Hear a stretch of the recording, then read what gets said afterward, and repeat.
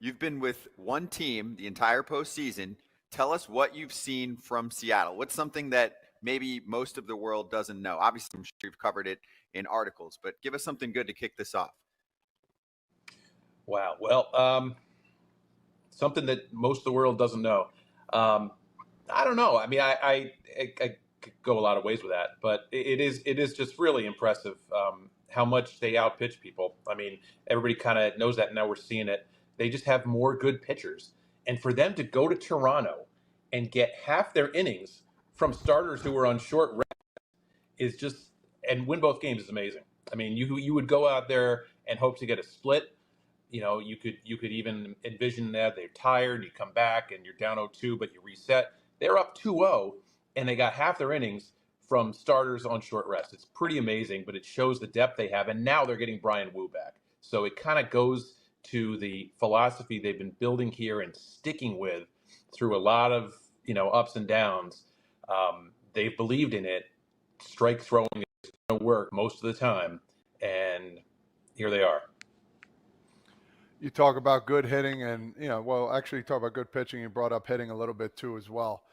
One of those hitters, Jorge Polanco, man, just coming on so strong. You gave him a nickname here. I'll let you talk about that.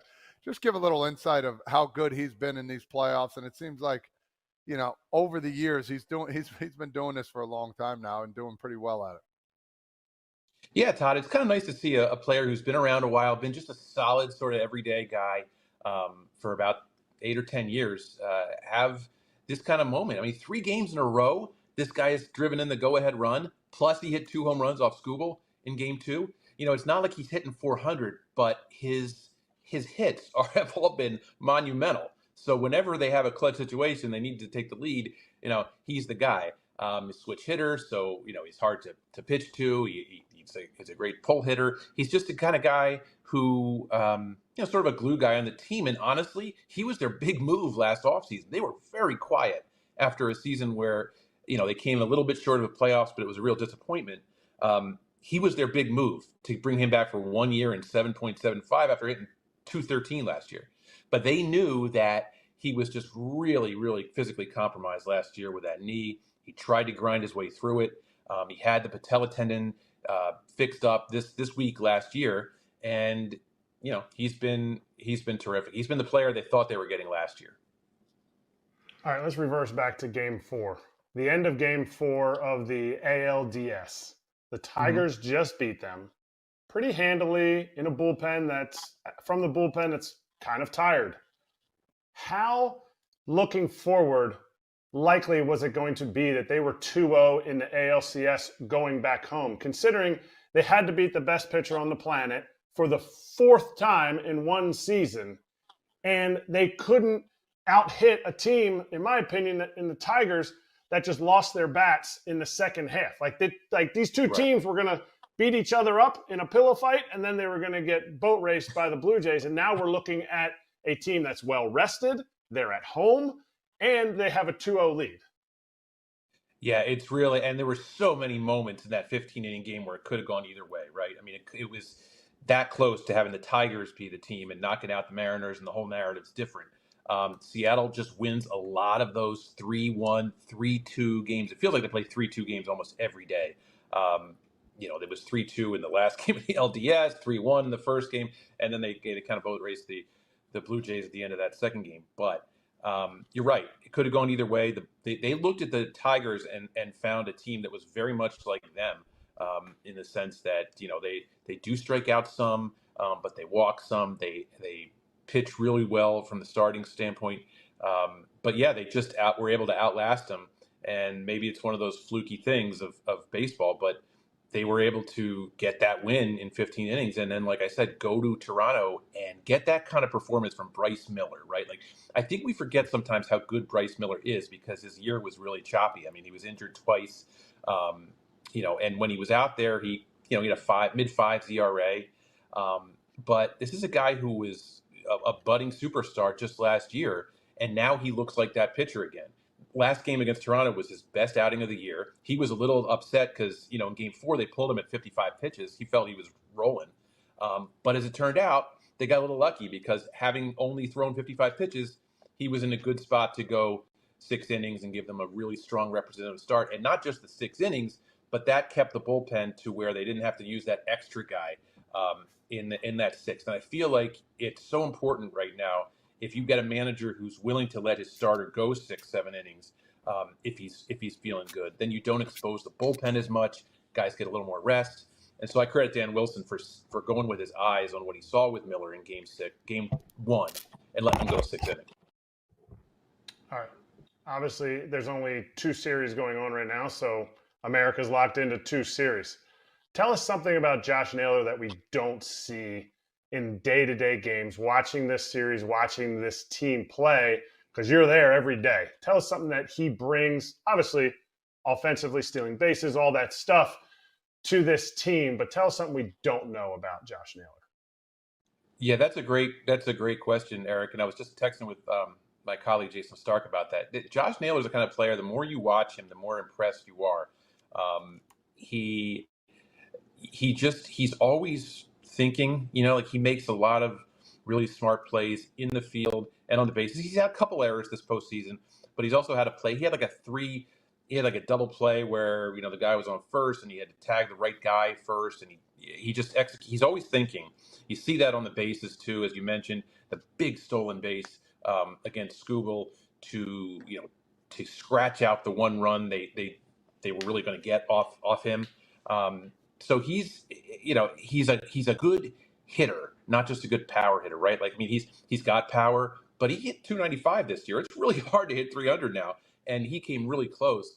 I just think he's a winner. I think he's a winning player who really brings so much to that lineup to make it more legit, And as far as something that you don't know, I happened to be sitting next to his family yesterday on the plane, and his dad was wearing a really sweet Gary Payton jersey. So they're really in the full Seattle mode right now. That the family. So it's cool to see them along for the ride too.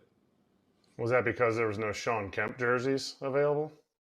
I don't know. Maybe they gotta love the glove. I think the glove is a little more like the soul of those old Sonics teams. I like Kemp too, though. I mean, yeah. I mean, Xavier McDaniel. If you want to go back a little farther, I would probably go Xavier McDaniel, the X-Man. Okay, but I'm a little older probably. So yeah. the Super Sonics. I like that. But the other guy that they picked up at the trade deadline. Is there any signs that Eugenio Suárez is going to break out of what the slump that he's in? I don't want to say slump, or has he, because he's a very fly ball hitter. He didn't have a great year when he came over to Seattle. He had 49 home runs, so I could really care less what his short sample size, but he's a very fly ball hitter coming home to a very unfriendly fly ball park. Is there any signs of him possibly breaking out, or is it just like, man, I hope he runs into one? That's kind of how I see it now. Like, I can't obviously see it with the eyes of a hitter.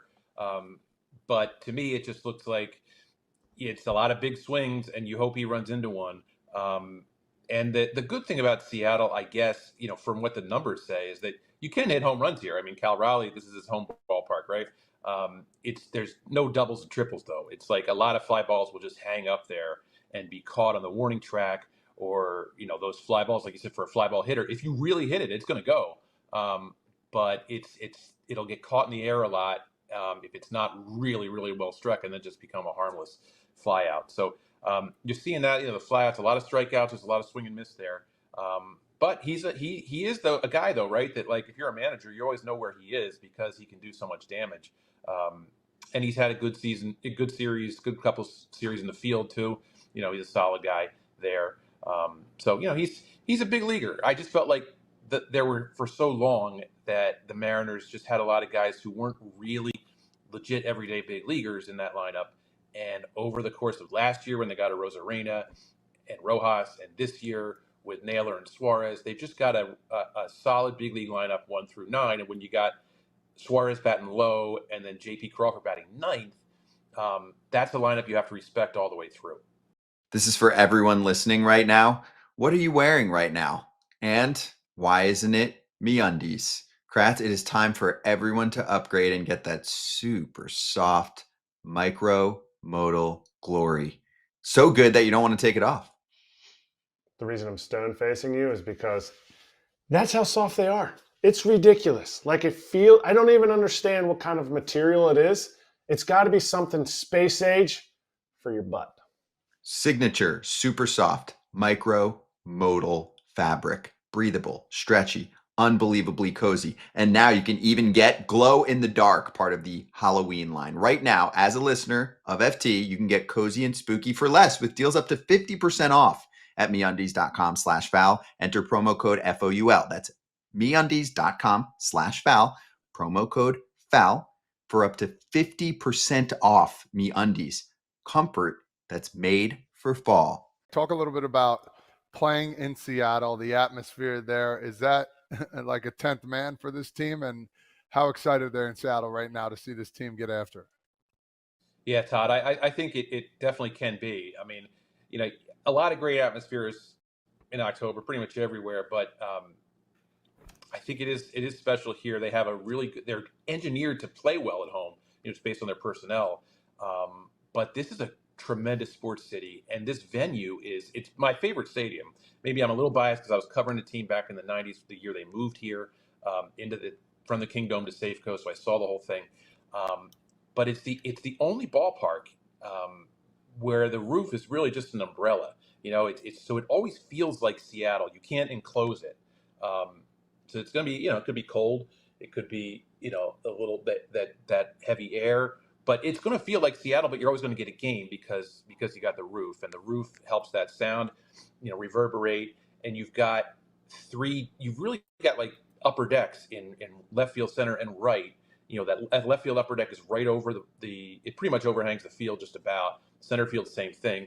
So you've got that kind of surround sound effect with the roof, and that's pretty cool. And they've since 95, really, I mean, their attendance has gone up and down, but that 95 team really cemented baseball in this city. And when they're good, like they are now, I mean, these fans really, really show out. So the stadium was shaking. I could feel it shake in Game 5, and they bring out the legends here. And they've got a good amount of legends. That Game 5 seeing Griffey.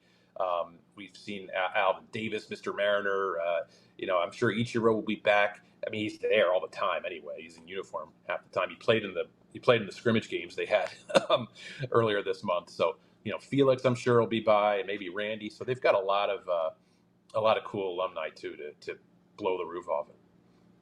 All right. I need your case for Cal Raleigh. MVP or not MVP? Well, I do have a vote, so I can't really say exactly. But I've written books about baseball history. I feel like I have an appreciation for historical feats, and it certainly really catches your eye when you evaluate a performance that we've never seen before.